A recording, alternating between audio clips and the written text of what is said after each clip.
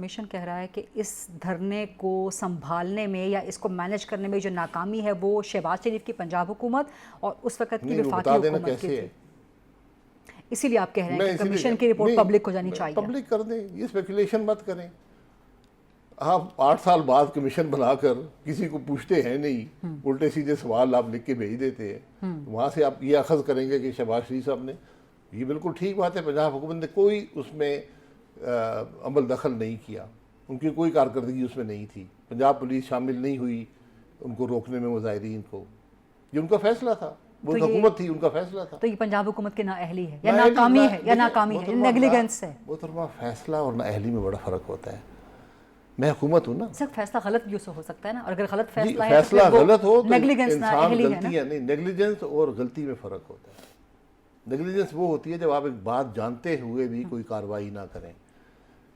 غلطی یہ ہوتی ہے کہ میں نے ایک فیصلہ کیا، میں نے کہا ٹھیک ہے، ماڈل ٹاؤن میں میری حکومت کو مفلوج کیا گیا، وہاں پر پرچے بنے اعلیٰ افسران پر، پولیس پر، وزیر قانون پر، داخلہ پر، سیکرٹریوں پر، چیف منسٹر پر. اس کے بعد وہ حکومت کام نہیں کرے گی. جس طرح میں بار بار کہتا ہوں کہ یہ جب تک نائب رہے گا، اگر آپ پرچے بنائیں گے نائب کے تو حکومت کام نہیں کرے گی.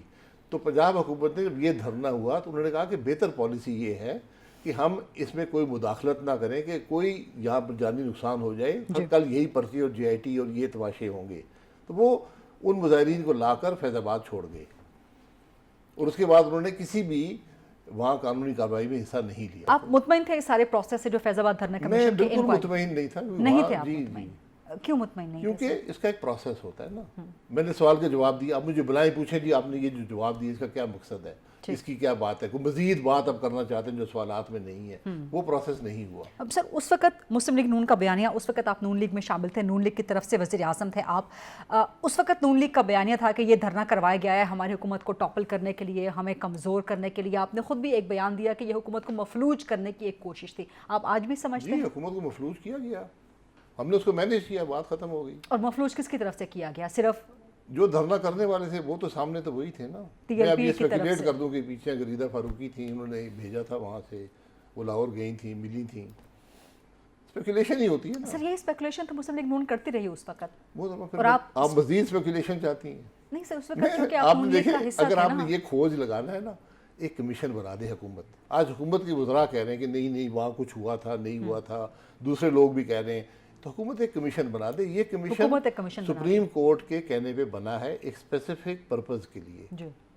اگر آج بھی سپریم کورٹ کی یہ ذمہ داری ہے، ان کا رائٹ ہے کہ ہمیں بلا کے پوچھیں، اسپیسیفک سوال کریں.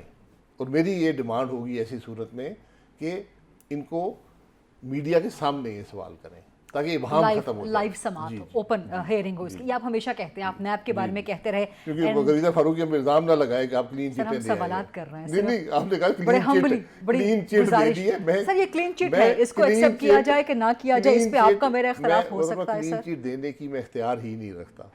اس کا نون لیگ کا بیانیہ بھی یہ تھا نا کہ جنرل فیض اس کے پیچھے ہیں، ایجنسیز اس کے پیچھے ہیں. میری حکومت نے کبھی ایسا کوئی بیان نہیں دیا. سر جب آپ نے یہ کہا کہ ہماری حکومت کو مفلوج کرنے کی کوشش کی گئی، بالکل مفلوج کرنے کی کوشش، اور آپ کی دیگر پارٹی کے لوگ، اس وقت کی کابینہ کے لوگ بیانات دے رہے ہوں، ایجنسیز پیچھے تھی، جنرل فیض پیچھے تھے. بلوچستان گورنمنٹ غائب ہو گئی تھی، وہاں پر الیکشن سینٹ کی چوری ہو گئے، سینٹ کے چیئرمین کا الیکشن چوری ہے. سب ہمارے ملک میں تماشے لگے ہیں. ان سب کے پیچھے کون؟ ان سب کے پیچھے وہی تماشے ہمارے ملک میں جو 70 سال سے ہو رہے ہیں. ان تماشوں کو ختم کریں. میں 8ویں میں پڑھتا تھا، حمود الرحمان کمیشن جب بنا تھا تو اس دن سے آج تک جو کمیشن بنے، اس سے پہلے بھی کمیشن بنے ہیں، ان سب کے 2 مقاصد ہوتے ہیں. ایک جرم کرنے والے کو بچانا اور حقائق پہ پردہ ڈالنا.